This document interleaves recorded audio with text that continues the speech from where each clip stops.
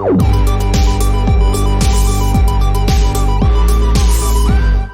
is the Refuge Project. Welcome to the Refuge Project. The Refuge Project is a place that we can have meaningful conversation in a safe place.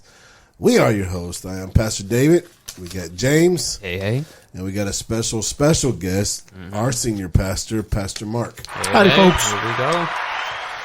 How's y'all's week been? There's a lot of stuff going on. We're getting ready for our 100-year celebration here in just less than 3 weeks. And so I know we're doing a lot of, behind-the-scenes things that a lot of people won't see. Cause all they'll see is a celebration, but they don't see all the work going into it. But I think things are starting to come around. Well, to be honest, all the thinking about the 100-year celebration wore me out so much that I had to go on a cruise to relax my brain and get back into the 100-year celebration mode. That's a good way to do it. So where did you cruise work? to anyway? It did because I think I left my brain on the ship because we really did relax. It was great. We just took a quick cruise out of Galveston. First cruise that I know of that didn't require masks and all of those things. They've dropped those mandates for the Royal Caribbean, which is the cruise line we went on. And we walked in thinking we were going to have to wear a mask, but yet nowhere, not even in Mexico, which they said bring one because their mandate might be dropped. So that was cool because I'm tired of all the masks and everything. I'm sure they're wonderful, do what they need to do, but it was really nice not to have to worry about a mask. Yeah. Where did y'all sail to? We went to Cozumel. Cozumel. Very good. 3 days, 4 days? It was basically, they call it 4 days, 5 nights. Yeah. And day and a half to get there, spend a day there, day and a half back. And it was great. We had a great time. The water's so gorgeous. Yeah. And love Galveston, appreciate Galveston. But, man, the water was just beautiful. Sun was hot. And more food than you can imagine, and I did my part to reduce the number, but I didn't do a very good job. That's funny. Well, that's kind of the same experience I had. We shout out to my son. He graduated Grand Canyon University in Arizona, Phoenix, Arizona. So we flew out there, and it was the same thing. No mask on the airplane, which it's so much better to fly with no mask than try to fake eating nuts for 2.5 hours. But yeah, no mask there. When we got there, we didn't see nobody with mask on. So I think we're finally turning that corner where we can get back to regular living as far as COVID's concerned anyways. Yeah. There's some political crap out there that we're still having to deal with, but I think things are starting to turn around. Yeah, man. How's your thing on event coming Saturday? up? Yeah, this Saturday. No, it was last Saturday. Oh, it was last Saturday. Happened. I missed it. You missed it. How'd it go? It went good. It was I thought crazy. it was coming up. No. Well, it was Damn, on the last podcast. Last week it was coming up. I told Sandra I wanted to go to that. Well, it's too late, man. So how was the turnout? There'll be more. No, it was good. So we did it at Crenshaw Park. If you don't know, what was it? It was called Local Palooza, is what we were calling it. It was the thing we were talking about on. Did the last podcast come out yet? Not yet. It'll be up this week. Oh, well, then great, Yeah. man. Yeah. It's because we talked about it on there. Yeah. So, oh well. No, it was good. We did it at Crenshaw Park. At the pavilion there, they have a big pavilion with a little stage, and there's bathrooms and stuff. And so you can rent that out, turns out. So we did that. I had 4 or 5 bands play. I had a bunch of different local artists and vendors come. Deborah, that goes here to the Crux, does the coffee. She came out, sold her coffee. I had my wife sell her ceramics, and we had 6 or 7 other people come out and do different types of artwork. I had a buddy of mine's family food truck was out there selling tacos, quesadillas, all that stuff, and they were really good. I only got one bite of one quesadilla because I was running around the whole day. Yeah. But that one bite I had was a good bite. And but yeah, it was good. A lot of stuff. I told somebody before, earlier that week, they were asking hey, you ready for it? You excited? And I said something along the lines of I'm getting prepared for all the things that are going to go wrong that day or something like that.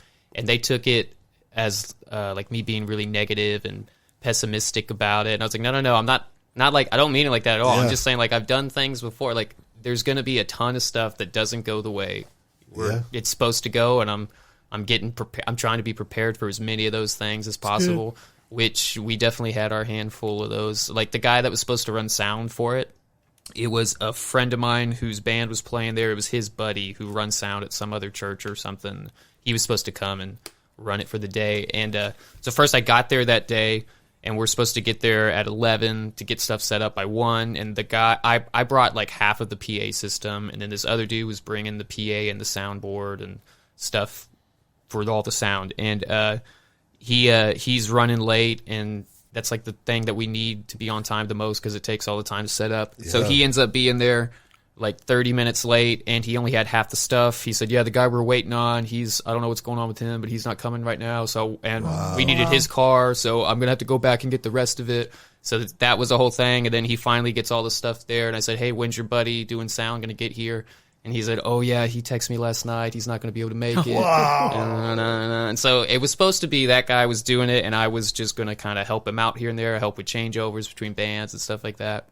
And, of course, it ended up with me just running it. And so there was stuff like that going on all day. But we pulled it off. It all went good. Everybody was there, was having a good time. Everybody's been telling me how great it was and all that kind of stuff. So it was good. We got the mayor came out, which is kind of fun. Didn't know the mayor was coming. So shout out to the mayor of Pasadena. He's definitely listening right now. You know what I mean? But he came out. But yeah, it was cool. We probably had a couple hundred people throughout the whole day that came through. It's cool. So it was really cool. It was fun. It was a good time. If the vendors did good, that's good because they'll come back next time and tell their friends and stuff like that. So. Yeah, I think everybody was able to make a little money. Yep. I was able to break even. So that's all it's about. For the first one, I was like, if I could just break even, learn a bunch of stuff, I'll consider it a win. You got to pay for education sometimes. Yeah. Yeah, so that's good. But I got mine for free, basically. Yep. With some sweat equity or whatever they call it. Well, that's good. But yeah, it was good. Oh, cool. Well, let's jump right into Culture Corner. Caesar, you got to get back here. I know we ain't got nobody rap over this beat. Got to get back Pastor here, Caesar. man. Unless Pastor Mark, Mark, did you want to go ahead and rap over this beat? I'll turn the beat back up. No. Okay, nope, he's not. What you got, James? All right, the headline of this says, Taylor Swift was the inspiration for the name of a new millipede species. Okay. Species. All right. I'm glad you had to say that word and not me. Species. Why can't I say it right? I don't know. Species. You sound like me, though. Species. I got it. Yeah. There's no H in there. Anyway, so this dude named Derek Hinnon, he's an entomologist. Okay, never heard of it. It's people that study insects. And anyway, he's got a PhD from Virginia Tech, blah, blah, blah, blah. He was writing this paper on these new millipedes. This happened in April. And he found this new species of millipede, and it's now called the swift twisted claw millipede. Well, that's about right. And the she's a little twisted. Yeah, I kept waiting to see why he named it after her, and read the whole article. And so the technical scientific name is a Nanaria swiftae, and then the street name is the swift twisted claw millipede. And street cred. These millipedes got that street cred. Apparently, there's like 17 different twisted claw millipedes. Okay. And so this is the swift one. And I kept waiting, like, does Taylor Swift have twisted claws, or like what's the deal? Swift, huh? And it turns out this guy just really likes Taylor Swift. He's like in his 30s or so, and says he's always got a couple Taylor Swift CDs in his car. Taylor Swift has written a lot of great songs that have really helped him get through some tough times, he said. And he just likes Taylor Swift, so he named it after her, which I didn't know you could just do that. Most people name it after themselves if they discover something, or they're naming it after another animal, if it makes sense, like the tiger, whatever, because it's got stripes. But yeah, he just called it Swift, and so the whole article just goes on talking about how Taylor Swift is so great. He loves Taylor Swift. And at the last sentence of the article says, Hinnon also named one of the new species after his wife. So wasn't that excited about his wife. Well, this tells me that he needs to get out of the laboratory a little bit and go experience some real music. Apparently, he's just been driving around Tennessee, listening to Taylor Swift and looking at bugs. Looking at millipedes. And thinking of her when he looks at bugs. Yeah. Well, there ain't much to do in Tennessee. I guess. I don't know. If we have any people out there in Tennessee, I'm not trying to, but there ain't much. There's Nashville. I mean, yeah, there's Nashville, but I mean, that's like, What are you going to do? yeah. Listen to the same mediocre guitarist play at a different club every night? Every night, yeah. Hoping to have these dreams and nobody has With a different hat on. It's too big. Nobody will tell them, listen, man, you're not going to make it. Just go to college. Obsessing over the overdrive pedals. That's for you, Caesar. Oh, that's funny. Anyway, that's my current event. There's new millipedes out there. Shout out to Swifty the ones. important. Yeah. Shout out to Taylor Swift. That's right. Yeah. All right. So we got some news in the political arena that we normally don't talk about a lot, but I think this is something that we probably should hit. And then since we got Pastor Mark in here, he's a little bit up on it a little bit more than we are. Roe versus Wade. Yeah. They're having another Supreme Court hearing vote to see if they're going to continue to hold this. I guess it's a law, Right. A law up to on abortion. If you don't remember, if you're not at least as old as I am, you probably don't remember that all going down in late 70s or early 80s, somewhere right It's around like 50 there. years ago. Yeah. I'm not quite 50, so just hold it's, your horses a little bit. It's the least. And so there's there's going to be a vote coming up pretty quick, and there's already some controversy around it. But Pastor, kind of fill us in on some of the stuff that you've read. It's just interesting. I was listening to the news the other day while on the treadmill, and surprisingly, they said that for all of these major decisions that the Supreme Court does, they do something beforehand to kind of give them an idea of what's going on. And in February, they took this prior vote, or I'm not sure exactly what it's called, to kind of determine where they would come out on it. It's nothing final, and they've made that very plain. But this vote that they took, which was supposed to be private, in it, the decision was made to do away with Roe versus Wade, which is the abortion law that allows abortion in America. And this is phenomenal. It's huge. Nothing like this has ever been leaked before. Not sure how it got leaked. They're going to look into that now. But just amazing. And there's so much controversy here that we're really going to hear a lot more about it. But in my opinion, we talked about this a little earlier, I feel like this is an opportunity to allow God to bless us again when we quit murdering babies. Yeah. And it's horrible. People I know they have their opinion, but I don't know how they can base something with a heartbeat and call it a fetus, nothing more than that. It is a live baby. And so with that, again, it's going to be lots of controversy. The vote is not till June. So we're just going to see what goes and how this plays out. But again, it was not supposed to be leaked, but somehow mysteriously it was. Yeah. And they're getting a lot of, I guess you could say, famous type lawyers involved in this with, what was the gentleman's name that's going to court for to get it overturned? Jay Sekulow. Jay Sekulow. So if you know him, if you listen to KSBJ over the years, you'll hear him going there and talking about a lot of the Christian rights and different things that he's been going to the Supreme Court for years and years now. And you said he was what I heard, he has argued more cases before the Supreme Court than any other lawyer. So he's definitely experienced. He's got his own podcast, him and his son, and they have a phenomenal organization that really represents, if you remember the couple, I'm not sure where they were, that had a lawsuit against them because they wouldn't make a cake for a gay married couple or something. Yeah. And I believe he represented them. And so he's argued a lot of these cases, and he said that some things are coming down. Well, that's good.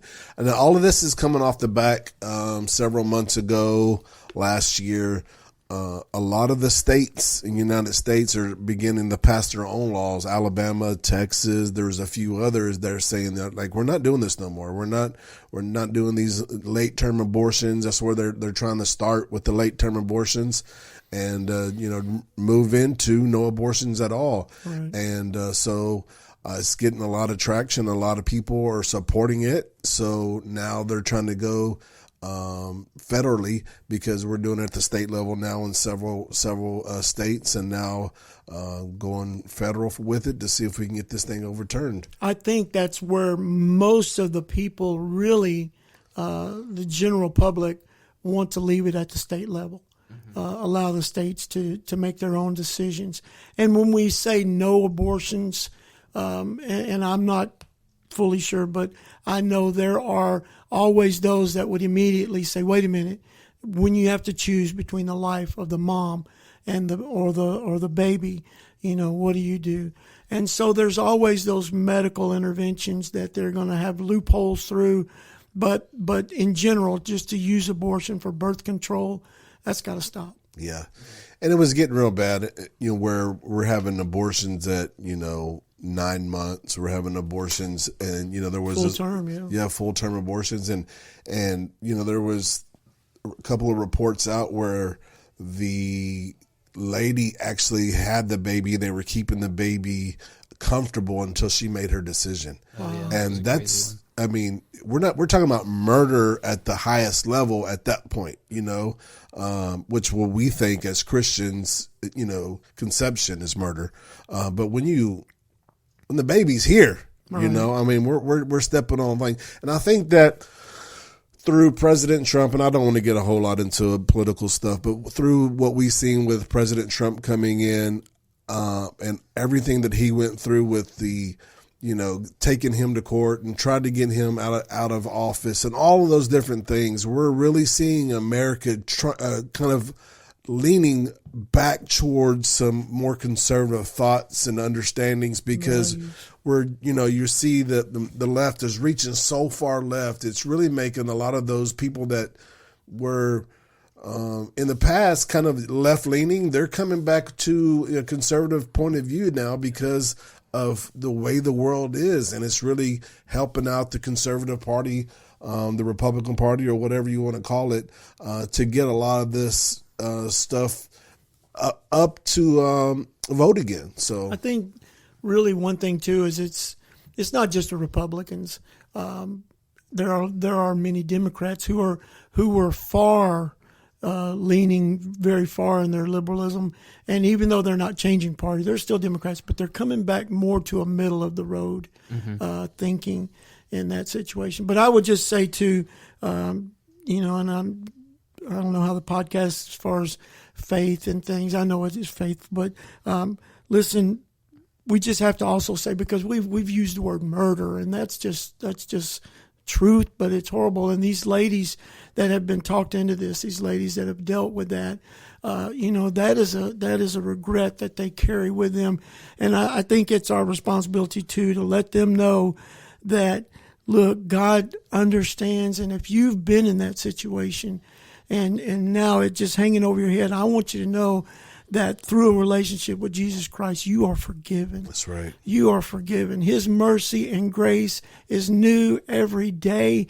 And through that, you can go to him and ask for forgiveness. And his word declares, if you ask for forgiveness, he is faithful and just to forgive you and to get you through that and not allow that thing to hang over your head and ruin the rest of your life. Yeah, that's beautiful, because I think as Christian people, sometimes we want to hide our ugly sin, but then we want to point the finger at some people that have, more public sin or abortion or something like that. And the Bible tells us that sin is sin. If you got your secret sin at your house and you're addicted to pornography or you're lying to your wife or whatever it may be, you ain't no better than the next guy. So, that's something we really have to keep in mind. So y'all be praying for this vote that's going to come up. You be praying for, understanding and knowledge and everything through all this. And hopefully that we can get back to saving these babies, and giving potential to the next generation, because these are the leaders of the next generation, and the inventors and entrepreneurs and all these things that can make life-changing decisions for a lot of people, our next doctors and brilliant minds that we are just disposing of. And I can't wait to see what's going to do. And I could, like Pastor said, like how will God bless this country if we kind of get back to the things that he calls us to do in the Word of God. So, well, and it goes back to what he says when he says, if my people who are called by my name will humble themselves, pray, turn away from their wicked ways, then I will hear them and I will heal this land. And so it starts with us as Christians. Yeah. We can blame it all on the Republicans, the Democrats. We can blame it on whatever. But the bottom line, it really starts with us as believers. Yeah, we have to let our voice be heard. And that's something that we haven't done in the past. And they've taken abortion and they've put that out there. We've allowed them to take God out of schools. We've allowed them to do a lot of things because we sat back and we're comfortable in our church. And we need to be comfortable in our community. We need to be comfortable at the voting polls. We need to be comfortable in those places too, instead of just keeping our faith inside the church walls. We need to go out and make a difference in this culture. Amen. Amen. All right, so I got a song for you today, King and Country, called Amen, featuring Lecrae and Tony Williams.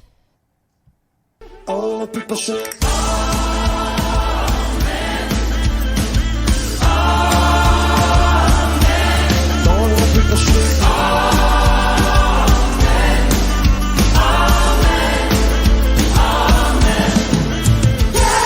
Resurrection day is here. Bells are ringing loud and clear. Caterpillar to a butterfly. Listen to another life. Listen to another life. I'm coming alive with you. And I'm coming alive with you. And I was living a life to you. And I'm coming alive with you. all the people say, Amen.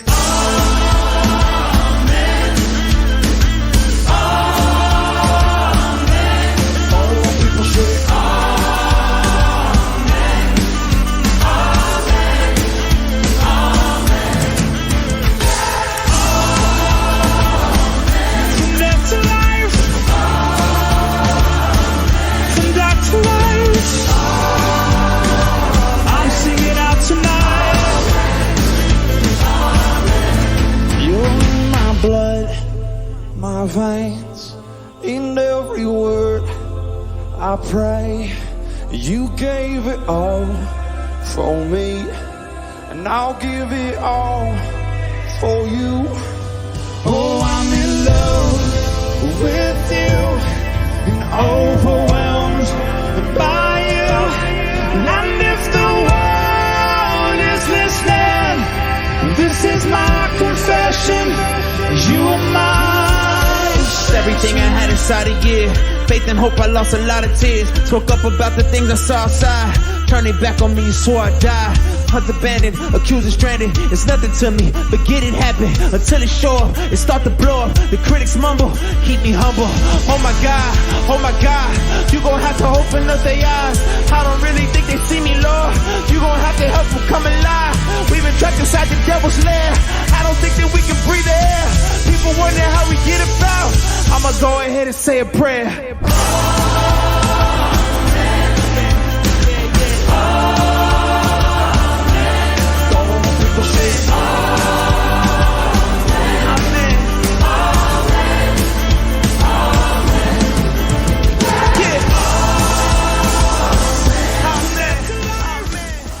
All right, that is King and Country, Amen, featuring Lecrae and Tony Williams. King and Country, they just keep putting out hits. They can't stop. They can't stop. It's one of Lecrae's those. still at it.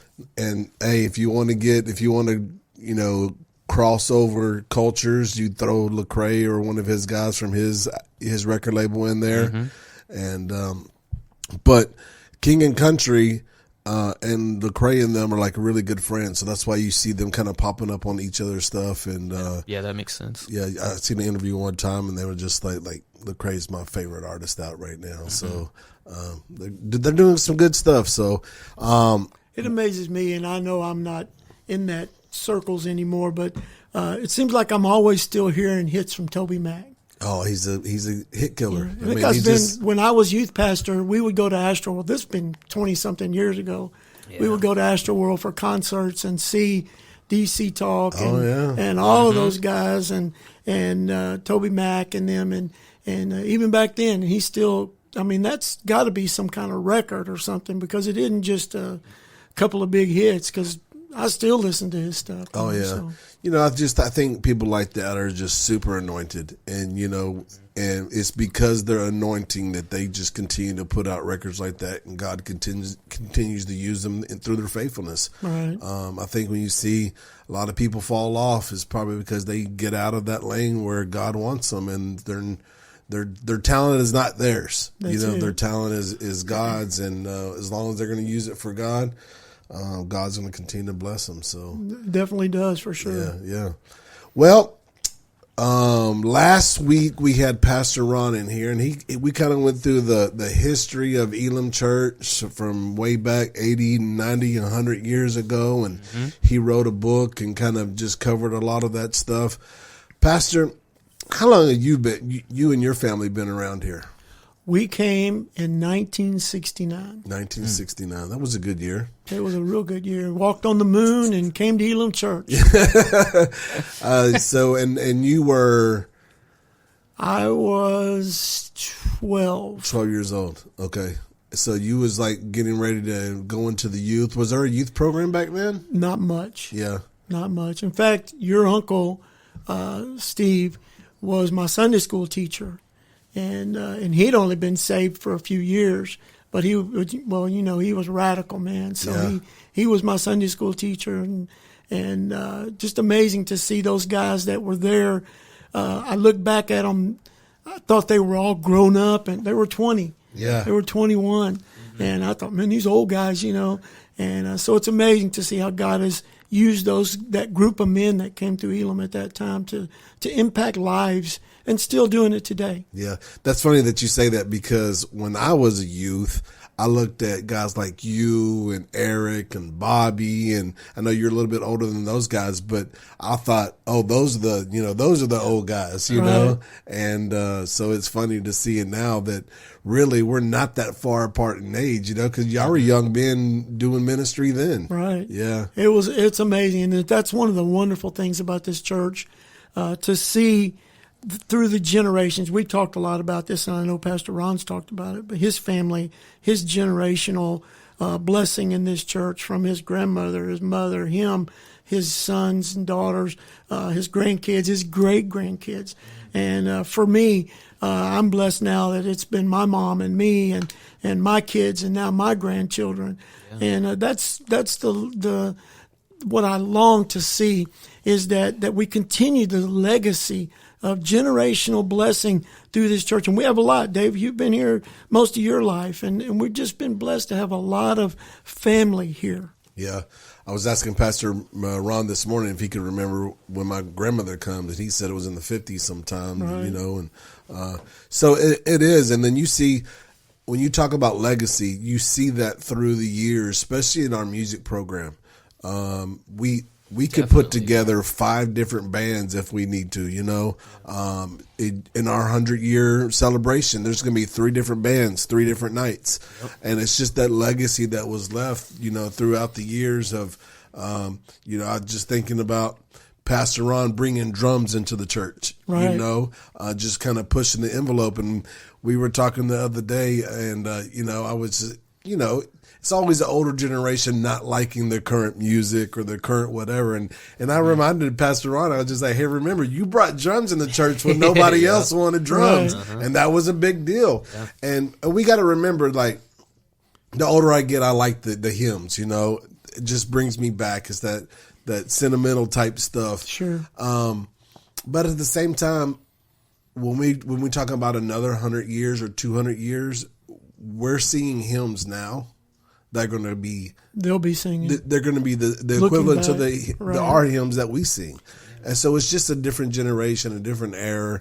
And I always tell Sandra just to remind me, when things get too loud and things don't look the same anymore, remind me that I was that guy, know? it was cool because I was here and the drums were here and there was this little 6 or 7 year old kid playing the drums, and it was James' daddy. Yeah. And he was good. He could play them drums, and just amazing. And he grew up. Now he's a worship leader, and he's retiring this year. Woo, how many claps years? for him. How many years was he a teacher? I don't even know. It's over 30. 35? In the Yeah, 30s. I think it was almost 35 choir years. teacher, and just doing a great job, and finally getting a chance to retire, and still here leading worship, and so what a blessing that is. Seems like he's retiring anyway. He's been saying he's going to retire for like 5 Yeah, years. he said that last year. I But think.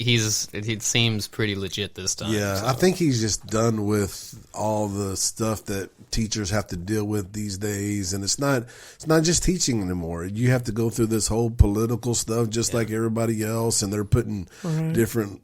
A lot of the people that he worked with for years and years, a lot of them aren't there anymore. It's a lot of new people, and he's not, and they're not bad people or anything, but he's not as excited about working with them as he was with the other people. He can technically retire now with full benefits. Yeah. At some point, he was thinking about retiring, but he was like, "Well, I'll wait till get all my kids through school." So it's just all that kind of stuff. He's like, "Well, I don't really need to work here anymore, and All right. Now pretty- he can live the dream. I'm pretty man. ready to not do that." So I think he said he's still going to like drive the bus and do some little things like that. Keep him So busy, he's not yeah. going to totally stop working. But I mean, he's only in his 50s still. That's So That's awesome That's if you really can do good. it. So what's kind of your earliest memories of going on? And I'll just tell a little story while you think about that. I was over there working in the children's church, and I can just remember as a kid, over there and crawling under the pews and getting in trouble and getting called out by Pastor Ron for talking while he was preaching. But when you walk into the back of the sanctuary, it's the children's church now, there's these little triangle door push. It says push, and you can push it out and you can go to the restrooms. And I was working over there on some stuff for Christina, and I pushed it out. And when I pushed it out, it came back to me as a little boy, and I seen my little hand pushing that out, and it just brought all these memories back to me, and it was beautiful. It was a beautiful thing, and so what's one of the earliest moments you can remember of being a part of the church? It was we came from another denomination, and which was good. It was good, great church, but it was pretty strict in their beliefs. And when we came here, Pastor McGee, who was the pastor, and I didn't realize this, my mom's telling me this, was grace. He taught us grace. And so once we came here, my grandmother and grandfather, I don't know if anybody would ever remember this or even know what this means, but my grandfather played instruments, sat on the front row, and he played what they call the bones, and he played spoons. Yeah, I remember. And he would sit up there and clack them spoons. That was your grandfather? That was my grandfather. Really? And, Pastor Ron was at the time the song leader and a worship leader. All we did was hymns. Yep. That's all we did then. And then, my grandmother brought us all here. And it was pretty cool because it was even family oriented. Dave, you might remember this, but when you came into church as a small child, even at 11, 12 years old, if you did anything, every elderly lady in that church had the right to discipline you. Oh yeah, smack you in the back of the head. It wasn't thump you on the nothing for ear. them to grab your Sure, ear, yeah. take you to your mama, and when your mama find out, well, you wasn't worried about your mama because you knew your daddy was going to get you Yeah. when you got home because you beating. got in trouble. the beating yeah. just carried on from It one just you got person several to beatings from another. one little. We say beatings, I guess it was. But You got a beating because you got a beating from Right. somebody else. you made that lady grab me by the ear. Yeah. So, but I remember that that atmosphere of everybody being there and the building filling up. Pastor Ron, when he became the pastor, we started actually doing choruses. And we brought in an overhead projector, and we were, putting the little plastic papers up there, slides with the big screen in the front, and we're singing a few choruses. and then we'd sing the hymns. So the evolution of music throughout the church. Pastor Ron, of course, being a music major and a choir, wonderful singer and music, everything, he allowed that. And I think that's what it takes as a pastor. You have to look ahead and understand, intentionally can reach out to younger people. Because if you don't, there's no generational church. Yeah. And that's the saddest thing. I don't know. I think we talked about this last week or in a different podcast, that you see these churches that go under and the building just sits there and rots, and eventually they tear it down and they do something else because people are not being intentional, because bringing the youth in, letting young people take a little bit of, control of certain things and do certain things is not comfortable. Yeah. Because you don't understand it. It's too loud. It makes too much noise. It's got too many lights in it. And it's just not comfortable. But you have to be able to do that, or these churches fold. And then you see these nothing against the new churches that are popping up all over the place, but there's no history and there's no foundation and there's none of that stuff. And I think that's why you see a lot of these younger pastors fall to sin and temptation, because there's not the groundwork that's already been laid. There's not guys like you and Pastor Ron that are still in the churches that are guiding the young people. It's the young people guiding themselves. Yeah. And we have the foundation in different age groups. And like you said, how wonderful it is for somebody like yourself or like James. And you might not feel comfortable going to your dad talking about certain things, but you have somebody in this church that's experienced it. We have people that have experienced life in this church, and I mean life from the ups and the downs. And you can go to those guys and you can get an honest answer of, hey, you need to really check yourself, or and these kind of things. We need that, but like you said, without that, who do you go to? Yeah. And just thinking about Pastor Ron's Sunday school right now. He's got a bunch of 20-year-olds in there that are, some of them that are just freshly either coming back to the faith or for the first time, and he's able to speak into their life. And as a young man, you couldn't pay enough money to have that knowledge and understanding that he's sharing with them. And a lot of churches don't have that. You have a 30-year-old teaching a 20-year-old, which is okay, but they don't have some life experiences that we need. Yeah. It's funny. We have some amazing 20-somethings in our church. And so I asked a couple of them, I want to be relevant. I want to, I want people to say, hey, my pastor's cool. Put you in skinny jeans. Yeah. Well, that was the thing. Don't do it. Because I told him, I said, I'm not wearing skinny jeans. Thank you. I applaud that. But I said, look, I want to be relevant. So what can I do, so that your age group would say, hey, he's cool. And she said, don't do anything.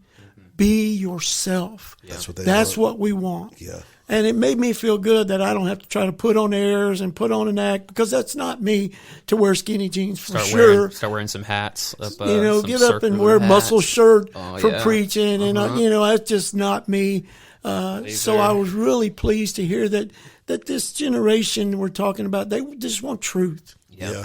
And if you look at the generation before, we've had all of these shows coming out of Hollywood and Beverly Hills, and everything is so fake that now that you have a generation outside of that, they don't want that no more. They're looking for something that is real, something they can lean into, that they know that it's not a bunch of lies. And it's setting up this next generation for the church. But the church has to be ready for it, because they're going to be looking, they're going to be understanding that a lot of the stuff that we've done, like when I think of the Gen X, how did my generation come through with not a lot of racism and different things like that? We were, integration that had already happened. So when we was growing up, the schools are already mixed. So it wasn't nothing for us to be around it. And then something happened in the next generation, it turned and it became political, right? So now being black or white and a man or a woman, it's all political.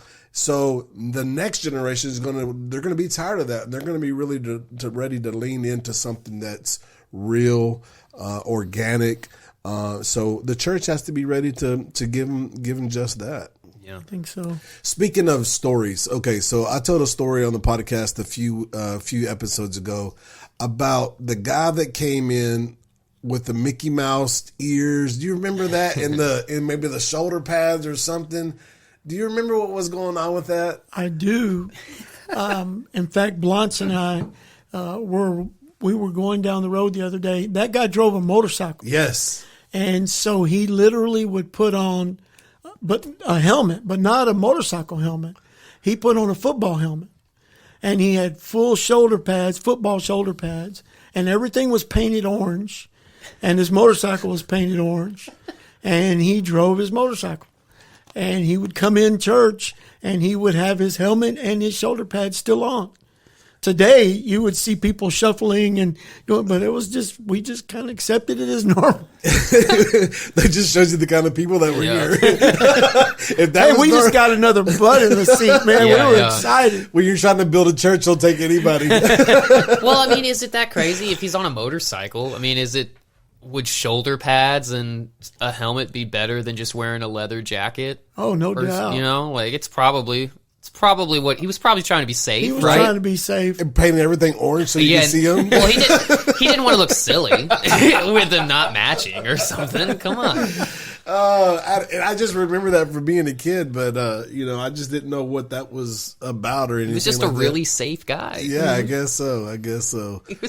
So, Pastor, you kind of come in here when you was 12 years old, begin to experience kind of a new faith as far as denomination and stuff. When did you realize that God had a calling on your life and kind of started moving into the ministry? It's interesting. Unfortunately, like a lot of people, I honestly knew God had a call on my life when I was very young. Maybe at that time. I had an insight, and God was showing me things at 12. In Sunday school, people would say, "Man, are you going to be a preacher or whatever?" I just remember that. Unfortunately, as I got older, I wanted to I thought I was missing out on stuff. I got in the fire department, and I was working with grown-up guys, and I was 19, very, very naive, and I saw things in the fire department as a 19-year-old like, whoa, And so with that, I got off track for just a few years, and there was a point in my life where I said, Lord, I can't do this no more. I mean, I'm running from you. I knew I was running from him. I was running from God, and I was not enjoying anything I was doing. It was miserable, in fact. And I finally just said, Lord, if you're real, I got to know this. I got to know what to do. And I can't say I had this, experience where God came down, but it was just a matter of all of a sudden things started changing. And I got out of what I was doing, and I decided to go back to school to get some education. The fire department would pay for my college. And I went back, and lo and behold, I saw this beautiful young lady, and I thought, ooh, man. And so I thought, how can I impress her? As if being a fireman isn't enough. I thought, how can I impress her? And she told me one day that her car wasn't running right. And I thought, ooh, let me act like because I don't know nothing about cars. Let me act like it because my uncle's a mechanic. I'm going to call him, find out what it is. And then, so I'm listening. I can't hear it. So she starts her car. I climb up on the hood trying to listen like I'm listening for something. It's making a noise. Some car whisperer. Yeah. It was crazy.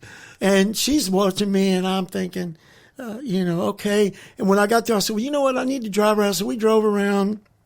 And I said, well, when you come back tomorrow, let me think about it. So I'm going to call my uncle. And long story short, she comes back the next day. I said, well, it might be this. And she finally tells me where her dad is a master mechanic. And I'm thinking, okay. But I don't know. Maybe I made an impression on her because 38 years later, we're still together. Yeah. So that, and when we got married, we made a commitment to come back to the Lord and serve the Lord. And from that point, God just opened doors. I tell the story of one of the guys here, Terry Lewis, who I really enjoyed being around, and was just a good guy. He'd been a fireman for a while, and then he went to work at the docks. He had a ministry at Star of Hope, and I'd tell him, hey, anytime you need somebody, let me know. In reality, I was hoping, please don't ever call. I just wanted to say that to be spiritual. Yeah. If you ever need somebody, just call me. And lo and behold, he called me and didn't give me a chance to turn him down. And from that point on, God began to open doors, and here I am. Yeah. That was the second message I've ever preached, was at the Star Hope. Wow. You took me. How many other preachers did you drag through there and give the opportunities, and now that God's using them? Isn't that awesome? Yeah, it's pretty cool. So through that, you just begin to serve wherever you got the opportunity, and then how did you become? I guess I don't want to say it like your first real ministry job, but when you became youth pastors, when you kind of stepped into a major role, a major leader in the church. Just always volunteered. I never had a problem willing to help. Anything, any need. I tease, and you guys know, back when Paul Owens was the youth pastor, we bought a beer joint. We had a Friday night youth service. Being the church or the you? Church. Okay. I just, man. Yeah, the church bought a beer joint, which was right next to our church, and we turned it into a youth center, really a state-of-the-art youth center for back in then times, 84, 85, somewhere in there. Vision Pastor Ron had said, let's do it. Paul Owens opened it up on Friday nights. We would have 150, 200 kids. When you have that many teenagers, there's always a little, and so they asked me to kind of keep order in the place. So I did. I called myself the bouncer, I guess. Yeah. We would do that. I'd scrub toilets, and always had a love for music. Never really got involved with music, but Paul Owens' wife Kim had a band, and they needed a bass player, and so somehow or another, I decided I could take up the bass, and they were very patient with me, so I began to play the bass with them. Then came over to the church and started playing bass, volunteering, and then Keenan Smith became the youth pastor when Paul left, and Keenan and I became extremely close. We both had this fun attitude. We did crazy things. I mean, it was awesome. Keenan got into the power team stuff, ended up being on the power team. When he left, Pastor Ron asked me would I be the youth pastor, and everything went from there. Wow. I was just telling somebody that I think I was talking to my dad the other day, and I was just like, he was talking about another preacher, and then I told him, I was telling him about you. I said, we're lucky because even if we don't agree with the decision that you made, that they're going to be prayerful, because I see the way you pray. And then I told him that nobody's going to outwork you. Like, you don't have a problem getting dirty, getting in there and working. Yeah. And then I think if a lot of pastors would take that same approach, first spend the time in prayer. I mean, what you did last year on your fasting was amazing. I mean, you fasted 90 days and out of 100 or something like that. And not just because you wanted to lose weight or you wanted to let everybody know, look, I'm fasting, but you really was seeking God. And I think that, man, we got to leaders have to get back to that. And for you to get out there and work and be the leader to lead, and everything that you do, it's just phenomenal the way you do it. And you started by, well, thank you. Scrubbing toilets. And I remember those days, if you wanted to get rid of the kids, we just break out the vacuum cleaners, and they were all leave, so. Well, and I think for me, it goes back to my dad. At 12 years old, my dad had his own business. My parents didn't let me stay home during the summer and do nothing. My dad loaded me in the truck and took me to work with him. He had a painting business, and I think intentionally he would drop spots so I'd have to wipe them just to give me something to do. And he paid me $0.25 an hour. Wow. $0.25 an hour. And, hey, that was a couple of bucks a week, man. And for a 12-year-old kid, that was pretty good. But he instilled in me a work ethic to where I just don't want to sit around and watch other people work. Even today, and I'm not I'm not bragging. I just can't do it. Blunt's always, why don't you relax? But if I see somebody doing something, I feel like I ought to be over there helping. But I always think back to what Jesus said. I did not come to be served. I came to serve. Yeah. And, I know pastors, they're phenomenal. They're amazing preachers, but we're not above doing things, and helping out with things. Yeah. So it's awesome. Become youth pastor. I got the privilege to be a youth and to serve under you at the same time. And it's just one of those life-changing moments. I think one of the moments in my life that meant the most was the Sunday school class that you taught. And it was me and my wife and Patrick and Marissa and the Armaguers. I mean, there was a whole group of us in there. And that was some times in my life that really made a difference. Not just going in and learning the Bible or whatever, but it really changed the way I saw life and how to be a father, how to be a husband. And it really, if you look at my kids now, I think the way they've grown up and the way they've been successful is a lot of the teaching that you had, taught us in that Sunday school class. Wow. I was flying by the seat of my pants. You were learning during the day and teaching, We had a little more experience, but it's just amazing. But that's family. That's getting together, the small groups. And again, that goes back to what this church has been all about. When Blanche and I really came back to the Lord, there was your Uncle Steve had a class, and we went through that. And then there was a precious couple here, Marla and Lenny. They had a class, and they were a hoot, man. They were so much fun to be around, and it just drew us in. And so we need that.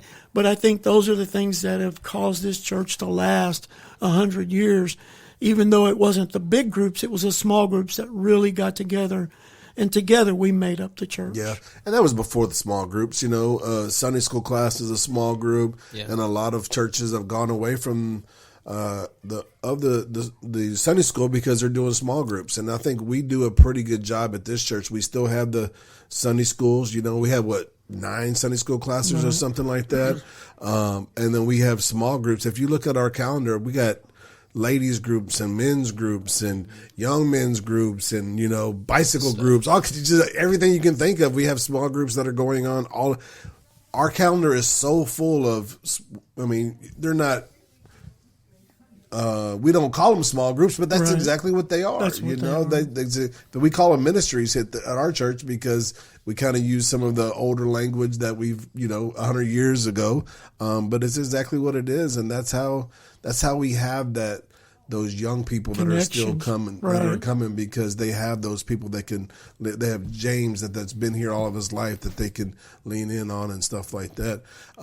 So when did it all happen? When did you go from youth pastor to associate pastor to finally being the lead pastor, and what was that day like? Yeah, how long were you the youth pastor? Because you were youth pastor when I first got into youth. A couple times. And okay, that's what it was, right? It was about 17 years. Okay, yeah, because if he was your youth pastor at some point and he was mine, that's a big.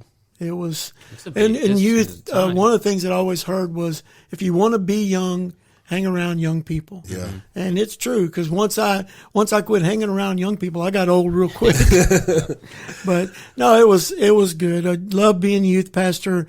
Never dreamed I'd be a youth pastor. I hear all these stories of these pastors. Well, I was preaching at 15 and doing revivals at 19 and now this, and that's awesome. I didn't have that experience. Just, got to be a youth pastor, and God opened that door. Associate pastor for not too long, for a few years. Pastor Ron had come to me and asked me, to pray about and think about becoming the next pastor. And so I did. Blanche and I talked a lot about it, because if she's not on board, I couldn't do it. and I can do anything without her. So we came to that place where we agreed, and it was about a 3-year. We knew I wasn't quite ready, and so it took about 3 years. Getting the word out, getting the the transition started, and allowing me to preach a lot more. Pastor Ron, nobody more faithful in preaching. He would not miss a Sunday. He would leave Sunday right after church, and on vacation he'd be back Saturday night with a message Sunday morning. Sounds like somebody I know across the desk here. Well, I'm learning better, but I learned from him. Yeah, I watched him, and he felt like it was that important. As the pastor, you need to be in the pulpit. And finally, towards the end, he allowed me to preach, and we had 2 services, so I would do the early service, and it was just a good opportunity to really start getting out there, getting people used to me. And again, I think we had, if not the smoothest, one of the smoothest transitions. Pastor Ron is my spiritual father.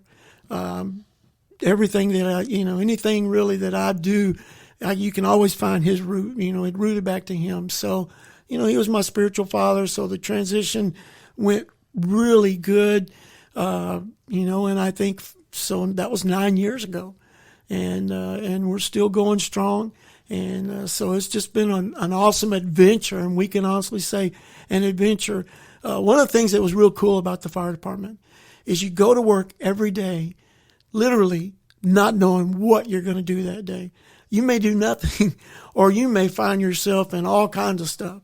And I can honestly say at church, it's not much different. There is no telling what might walk through that door on any given day. And so there's always that excitement level of what's going to happen today, Lord. Yeah. It's just a different kind of fire. It's a different fire for sure. It's a fire, but it's just a different kind of fire. So when now lead pastor, you're looking back, and we've been talking about this 100 years and, the different, ways that it's really made a mark on your life.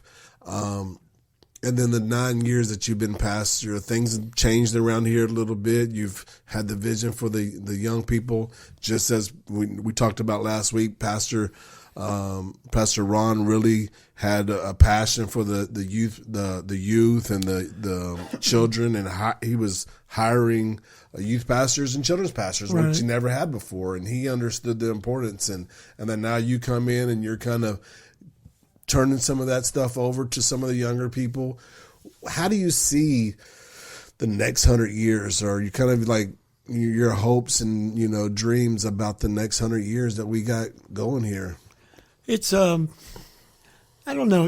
I have a grandson now, and selfishly I see, one day my grandson being the pastor here. And you know what? It could very well happen. Yeah. Because we are a generational church. It's not that far-fetched. Pastor Ron, when his mom came here, and, maybe one day he would be the pastor. And so those things in other churches, like you said, that are, 6, 7 years old, and not knocking them, God bless them and pray for them. But, do they have that same kind of vision? I have a foundation that I can base that on, to say this could happen. Mm-hmm. So that's what I would love to see. I would love to think that Elim Church, and just we haven't been in this location for 100 years. Who's to say down the road we might have to move to a different location? Not planning on it, but whatever 100-year brings. But that doesn't mean that it's not Elim Church still. Yeah, yeah. I think that we've seen culture change. We've seen the neighborhood around us change. So there's really, in 100 years, what is it really going to look like? We might be doing this thing from the metaverse. Oh man, you've already seen concerts being done in the metaverse. Yeah. I've heard Dana White on the UFC saying that he's going to do a fight in the metaverse. I think that if we ever get there as a church, we've done something wrong. We've talked about this during COVID. We had a pretty strong online influence through our streaming and different things like that. We've done it well. I think we're still doing it well. But there's something different. There's something different about being at church, and I can even tell you this. There's something different on the back row and on the front row. Sure. When you're on the front row, there is something special about the altar, and people really just need to get a hold of it. And then when we say, hey, come down to the altar, experience what God is doing, it's because it's different, you know? Right. And I just hope that we don't lose the church, you know, into some technology, you know. And I know that we can do ministry through technology, and that's why we do it. Sure. But there's something special about being with the church. We're talking about the people and worshiping together. Right. Yeah, it's vital. I mean, that's where it's all. It literally, church happens one-on-one. It really does. And then when you have the altar where you see people coming and giving their heart to the Lord, and you're moved, but you're not sure, it's just an opportunity to go down and release it. It's just say, I can't do this. You got to take this, Lord. And so I think the altar has become non-existent in some places. Went to one church in Louisiana, Pastor Mike Malay's church, White Dove, and his altar is very existent. They allow people to come lay on the stage. If you want to come up and give your life or whatever, come up. Don't wait till the end of the preaching. Come up now, because they feel that there's that much importance in making that move to come forward. Yeah. And so, yeah, but I don't know. It's interesting how to think about that when you know, the only reference I have to the future is movies. You know, you think about these movies you see and how they're doing, you know, and so maybe that's the future. I don't know. And well, we have the Oculus, which is the VR, the virtual reality. Right. The kids have it. They're playing the games. And when you put that thing on, I mean, you're there. You are in the bowling alley, and you have all these different things, or you are in the batter's box hitting off of Nolan Ryan and the different things like that. And he's 90 years old, so yeah. we can hit him. We can hit him now. Maybe. He probably still pitches 85 miles an hour. Yeah, his slow ones. Probably. Yeah.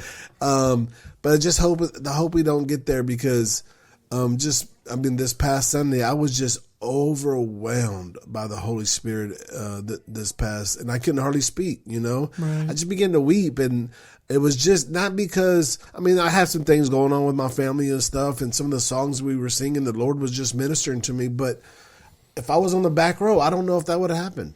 You know, if I wasn't there, just tuned into the Holy Spirit. And I think a lot of the other things is when you're on the back row, everything in front of you takes up a sense, right? You see these people over here talking, or these people, you know, Brother Jason getting up, down 17 times, you know, and different things like that. It's a distraction. When you're on the front row, there ain't no distraction. I think there is somewhat of a disconnect when you're back there, because you're close to the door, maybe thinking, man, I get to be the first one out. Or you see 17 people leave before you, and then you're like, okay, well, I'll just go with them. I'll go too. Yeah. But it's church, and you just, you know, I feel like I learned from Pastor Ron and through time, you know what, you got to keep going. You cannot focus on those things and all that. You just do what you do, and because ultimately it's all God anyway. Yeah. He's doing the work. The Holy, like you said, it's the Holy Spirit.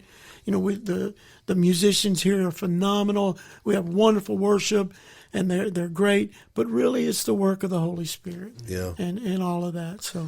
Yeah, and then we have to allow the Holy Spirit to work. You know, I think that we've had some services over the last 3 months or something like that.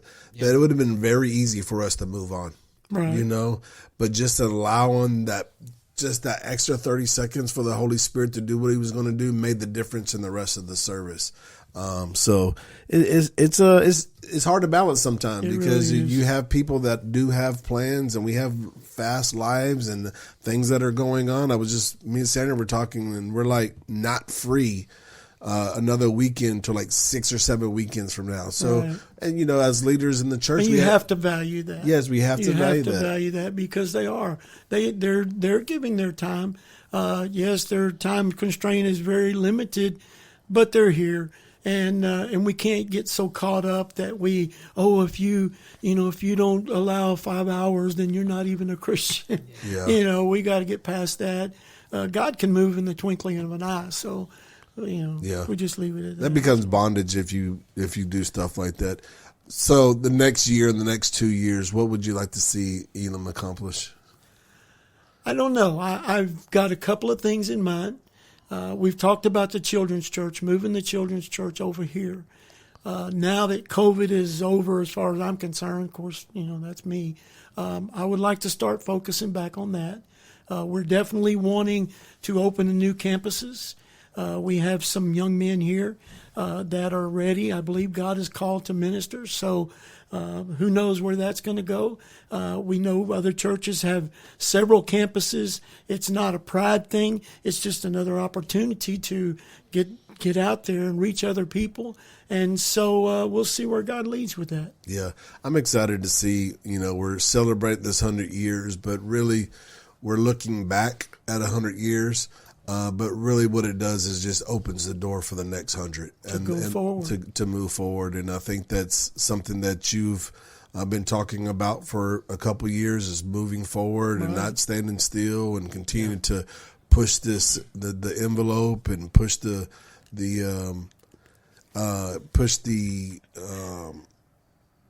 things that we're doing here into the community and reaching out to there. Right. So yeah, I'm excited. I'm excited about what God's going to do. And just 2 more weeks. Yeah. 100 years. And I like the idea that our birthday or our 100 years is on that Sunday. Yeah. The 22nd. Yeah, that's pretty cool. That's good. That's pretty cool. Well, Pastor, thanks for stopping by. You're a true hero of mine, and I appreciate your leadership throughout the years and everything that you've given to me personally, my family, and everything, but what you've done for this church and your mama.